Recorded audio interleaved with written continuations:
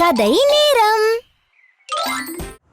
வணக்கம் நண்பர்களே, அனைவரும் நலமாக இருப்பீர்கள் என விரும்புகின்றேன். சிறுகதைகள் என்பது ஒரு ஆனியன் ரவா தோசை சாப்பிட்ற மாதிரி 10 இல்லை 15 நிமிஷத்தில் சாப்பிட்டு முடிச்சுடுவோம். அதனோட சுவை ரொம்ப நேரம் நாக்கில் தொடர்ந்து இருக்கும் இல்லையா? அதுபோல் தான் 10 இல்லை 15 நிமிஷம் அதை கேட்டு முடிச்சிடுவோம், இல்லை படித்து முடிச்சிடுவோம். ஆனால் அதனுடைய எண்ண ஓட்டங்கள், சில கதைகள்லாம் பாருங்களேன், எனக்கு 50 வருஷம் ஆகியும் மனசில் அப்படியே இருக்குது. தொடர்ந்து நீங்கள் ஆதரவு கொடுத்து கொண்டிருக்கிறீர்கள், நன்றி. நாம் கதைக்குள் போகலாமா? வணக்கம் நண்பர்களே. இந்த வாரம் நம்ம பார்க்க போகிற கதையோட பெயர் மடி. மடினா லேப் இல்லை, ஆச்சாரம்னு சொல்லுவோம்ல, அந்த மடி. இது சுந்தர ராமசாமி அவர்கள் எழுதிய ஒரு சிறுகதையுடைய நினைவு. இது வேறு ஒரு விஷயம் பேசும்போது சின்ன ஒரு பொறி தட்டுச்சு. சரி, அதை வழக்கம் போல் நம்ம ஒரு சிறு பொறி கிடச்சா அது மனமென்ற வைக்க பொருளில் சேரும்போது அது சொக்கப்பணி ஆகிடுது இல்லையா? அப்படி தான் இது இந்த கதை உருவாக்கிடுச்சு. உங்களோட பகிர்ந்துகளில் நான் ரொம்ப மகிழ்ச்சி அடைகிறேன். கதைக்குள்ளே போகலாமா? மடி. வைத்தியநாத சாமிகள் குருக்கள் ஜலகண்டேஸ்வரர் கோயிலுடைய தலைமை குரு. அவங்க அப்பா வைத்தீஸ்வரன், அவரும் இங்கே தலைமை குருக்களாக இருந்தார். அவருக்கு அப்புறம் அந்த பொறுப்பை வைத்தியநாத சாமிகள் ஏற்றுக்கினார். வைத்தியநாத சாமிகளுடைய தாத்தா இங்கிலீஷ்காரங்காலத்தில் ஜில்லா கலெக்டர் ஆஃபீஸில் குமஸ்தா வந்தவர். ஜில்லா கலெக்டருக்கு துபாஷாக இருந்தார். ரொம்ப விருப்பமான ஒரு குமஸ்தா அவருக்கு. கலெக்டர் துறை எங்கே போனாலும் இவர் கூட போவார், அவருக்கு வேணுங்கிறதெல்லாம் செஞ்சு கொடுப்பார். அவருடைய துபாஷ் டிரான்ஸ்லேட்டராக ஒர்க் பண்ணியிருந்தார். அதுக்கப்புறம் இவருக்கு வைத்தீஸ்வரனுக்கு சின்ன வயசுலேருந்தே வேத பாடங்கள் மேலெலாம் ஆர்வம் இருந்ததுனால அவங்க அப்பா அவரை குருகுலத்தில் சேர்த்து விட்டார். அதில் முடித்து அவர் குருக்களாகிட்டார். இவர் நம்ம வைத்தியநாதனும் அதே ஆசையில் வந்துட்டனால அவரையும் அப்படியே ஆக்கிட்டாங்க.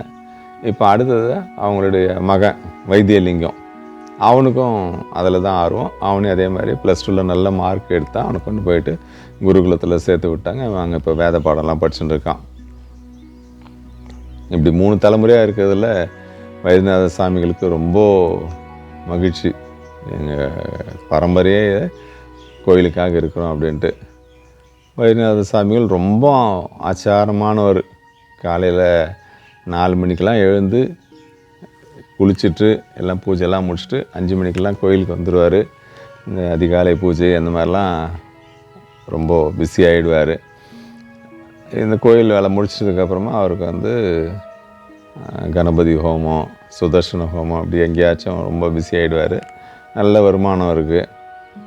அவரோட மனைவி கல்யாணி அம்மா திருவண்ணாமலை அருணாச்சலர் டெம்பிளுடைய தலைமை குருக்களுடைய மக. அவங்களும் ரொம்ப ஆச்சாரமானவங்க. வைத்தியநாத சாமிகள் பண்ணுற ஆச்சாரங்கள்லாம் பார்த்தா ரொம்ப கஷ்டமாக இருக்கும் அவங்களுக்கு. காலையில் 4 மணிக்கு எழுந்துருவார். எல்லாம் குளித்து ரெடி ஆகிட்டு 5 மணிக்கெலாம் எங்கள் வீட்டில் பூஜை முடிச்சுட்டு கோயிலுக்கு ஒரு டிவிஎஸ் 50 வச்சுன்னு வைப்பார். இவங்க வீடு சாயநாயபுரத்தில் இருந்துச்சு. இங்கேருந்து அவர் கிளம்பி டிவிஎஸ் 50 போயிடுவார். யாரையும் தொடமாட்டார், யாரும் அவரை தொடக்கூடாது. ரொம்ப ஜாக்கிரதையாக இருப்பார். கோயிலுக்கு போயிட்டு பூஜைலாம் அர்ச்சனைலாம் முடிச்சுட்டு 8 மணிக்கு தான் சாப்பிடுவார். அது வரைக்கும் அந்த தண்ணி மட்டும்தான் குடிப்பார். அது ராத்திரியே ஒரு செம்பு நிறைய ஜலம் எடுத்துன்னு போய் அவர் ரூமில் வச்சுப்பார். காலைல எழுந்து அதை குடிச்சிட்டு அதுக்கப்புறம் கிளம்பினான்னா அதோடு சரி. அதுக்கப்புறம் பல்லில் ஒரு ஈரம் படாமல் பார்த்துக்குவார். அந்த தடவை எதுவுமே சாப்பிட மாட்டார். 8 மணிக்கு மேலே தான் சாப்பிடுவார். இதுதான் அவருடைய தினப்படி வழக்கம். அவங்க வீட்டுக்கு முனியன் ஒருத்தன் காய் வாங்கி கொடுப்பான். அவன் முன்னாடி வழியெலாம் வரக்கூடாது, பின்னாடி புழக்கடை இருக்கும், அங்கே கதவு திறந்து வச்சுருப்பாங்க கல்யாணி அம்மா. அவன் வாங்கின்னு அங்கே வெளியே தாழ்வாரத்தில் வச்சுருவான். அம்மா கொஞ்சம் கங்கா ஜலம் தெளித்து அரிசி கொண்டு போய் காயெல்லாம் உள்ளே எடுத்துகிட்டு போயிடுவாங்க. இது தினப்படி வழக்கம். அன்றைக்கி 2 நாள் உடம்பு சரியில்லை, முனியன் வரல. சனிக்கிழமை வரல, ஞாயிற்றுக்கிழமையும் வரல. 8 மணிக்கு வந்தார். சாமிகள் வந்தோடனே எங்கள் ஆற்றுல காய்கறிலாம் தீர்ந்துடுத்து, நான் போய் வரேன் மார்க்கெட்டுக்கு அப்படின்னாங்க. வைத்தியநாத சாமிகள் யோசித்தார். விஷயம், கல்யாணி அம்மா 50 வயசானாலும் நல்லா அழகாக இருப்பாங்க, அவங்கள அனுப்புறதுக்கு அவ்வளோவா அவருக்கு விருப்பம் இல்லை. 2வது, அவரும் மார்க்கெட் போய் ரொம்ப நாள் ஆச்சு. சரி நானே போகிறேன், நான் யாரையும் எங்கேயும் தொட்டுக்க மாட்டேன், எனக்கு வந்து இந்த கூடையில் ஒயர் கூடையில் என்ன சீட்டு போட்டுரு, காசை போட்டுடு, நான் கொண்டு போய் அப்படியே கொடுத்துருவேன் கடைக்கார்கிட்ட. அவர் கொடுத்தாருன்னா எல்லாத்தையும் அவரே மீதி காசை போட்டால் நான் எடுத்துன்னு வந்துடுறேன் அப்படின்னு சொல்லிட்டு எல்லாம் போட்டு கொடுத்தாங்க. இவரும் வந்து காலையில் டிஃபன் சாப்பிட்டுட்டு கிளம்பிட்டார். வண்டி போய் ஸ்டார்ட் பண்ணுறாரு. சதி மாதிரி வண்டி ஸ்டார்ட் ஆக மாட்டேங்குது. மெதிக்கிறார் ஸ்டார்ட்டே ஆகலை. அப்புறம் ஏதோ ஒன்று தோண்டி பார்த்தா தான் பெட்ரோலே ஆகிட்டுருக்கு. நேற்று நைட்டே போடணுன்னு நினச்சாரு, போட முடியாமல் போயிடுச்சு. சரி அப்படின்ட்டு சரி பஸ்ஸில் போகலாம் அப்படின்னு நினச்சி ஆசைப்பட்டுட்டு பைய எடுத்துன்னு கிளம்பிட்டார். பாக்கெட்டில் தேடி பார்த்தா டிக்கெட்டுக்கு எடுத்தால் 2 ரூபா தான் இருக்குது. மார்க்கெட் போகிறதுக்கு இங்கேருந்து 1 ரூபா தான். இப்போ அவங்ககிட்ட 1 ரூபாய்க்கு டிக்கெட்டை வாங்கிட்டு மீதி 1 ரூபா அவன் கையில் கொடுப்பான். அது யார் அந்த காசை வாங்குறது? ஐயோ வேண்டாம். சரின்னு பஸ்ஸில் ஏறினோன்னே மார்க்கெட்டுக்கு 2 டிக்கெட் அப்படின்னாரு. அவன் ஏன் சாமி ஒருத்தர் தான் இருக்கிறீங்கன்னா, இல்லை முன்னாடி ஒரு ஃப்ரெண்ட் இருக்கார், 2 டிக்கெட்டாக கொடுத்துருன்னார். சரி நான் அவனுக்கு கொடுத்துட்டான். டிக்கெட்டை வந்து பேக்கில் போட்டுன்ட்டார். ஏன்னா அவ்வளோ மடி சாமிகள். போனார், போய் இறங்கின உடனே நேராக போனார், காய் கடைக்கு போனார். காய் கடைக்காரன் தெரிஞ்சது தான். போனோன்னே எழுந்து நின்று வாங்க சாமி அப்படின்னாரு. பையை கொடுத்தாரு. எல்லாருக்குமே தெரியும் இவருடைய மடி. அதனால் அவன் காயெல்லாம் அதில் போட்டுட்டு மீதி காசை கொடுத்தான். அதிலே போட்டுட்டான், பேக்லேயே போட்டான். எல்லாத்தையும் எடுத்துன்னு திருப்பி வந்தார். வந்து மார்க்கெட்லேருந்து பஸ் ஏறினார் வீட்டுக்கு வர்றதுக்கு. பஸ்ஸு கொஞ்சம் சுமாராக தான் இருந்துச்சு. ஞாயிற்றுக்கிழமைனால ஒன்றும் அவ்வளோ பெரிய கூட்டம் இல்லை. ஒரு 2 பேர் இருந்துச்சு. அங்கே போய் உட்காந்துனார். காசை எடுத்து வச்சுருந்தார். 1 ரூபா நாணயங்கள்லாம் இருந்துச்சு. 1 ரூபா கொடுத்து டிக்கெட் வாங்கிட்டார். 2 பேர் சீட்டில் நல்லா இவரே ஏகதேசமாக உட்காந்துருந்தார். அடுத்த ஸ்டாப்பிங் வந்துச்சு. ராஜா ஸ்டாப்பிங் வந்த உடனே ஒருத்தன் ஏறினான். நல்லா முரடன், குண்டாந்தான், பெரிய மீசை, ஒரு முண்டா பனியன், கலர் பனியன் போட்டுனுக்கிறான். அவன் ஏறினான். அவன் கையில் மாமிசம் வாங்கி வந்திருக்கான் போல இருக்குது. அந்த பையிலேருந்து ரத்தமும் தண்ணீருமா அப்படியே சொட்டுனுக்குது. அவன் இருந்த தோரணையை பார்த்தா அவன் யாரும் கேட்குற மாதிரியே இல்லை. நேராக வந்தவன் சதி மாதிரி வந்து உக்காண்டான் சாமி பக்கத்தில். வந்து உக்காந்தவன் இவர் வந்து உக்காந்தவொடனே இவருக்கு என்ன பண்ணுன்னு தெரில, அப்படியே போய் ஒட்டிக்கினார் ஜன்னல் ஓரமாக. நல்ல வேலை பஸ் பாடி நல்ல பாடி, இல்லைன்னா இவர் வெளியே போயிட்டுருப்பார். அந்த அளவுக்கு போய் ஒட்டிக்கினார். கம்முன்னு உக்காந்துருந்தார். அவன் என்ன ஆயிர மார்க்கெட்டு நீயே வந்துட்டியான்னா, இவங்ககிட்ட போய் யார் வாய் கொடுப்பான், பேசலனாலும் பயமாக இருக்குது சாமிக்கு. லொக்குன்னு இருமுனார். ஓ உடம்பு சரியில்லையா, சரி கம்முன்னு கடா, நான் ஒன்றும் எதுவும் கேட்கல அப்படின்ட்டு அவன் பாட்டுக்கு உக்காந்தேன்னு அப்படியே ஒரு அரை மயக்கத்தில் இருந்தான். நேற்று ராத்திரி நல்லா தண்ணி அடிச்சிருப்பான் போலகுது. அவன் வாயத்து வந்தோன்னே பயங்கர நாத்தம் குப்புன்னு இருக்குது. இவரால் தாங்க முடியல. கொமட்டின்னு வந்து என்ன இப்படி ஒரு சதி ஆயிடுச்சா நமக்குன்னு பார்க்குறாரு. கால்கிட்ட பார்த்தா அவன் வச்சுருந்த மாமிசம் பையை வச்சுட்டான். அதுலேருந்து அப்படியே தண்ணி ஊசாயின்னு இருக்கு. எப்படி இருக்குன்னு யோசிச்சு பாருங்க சாமிக்கு. என்னடா இதுன்ட்டு அப்படியே நெருப்பு மேலே உட்கார மாதிரி உட்காந்துருந்தார்.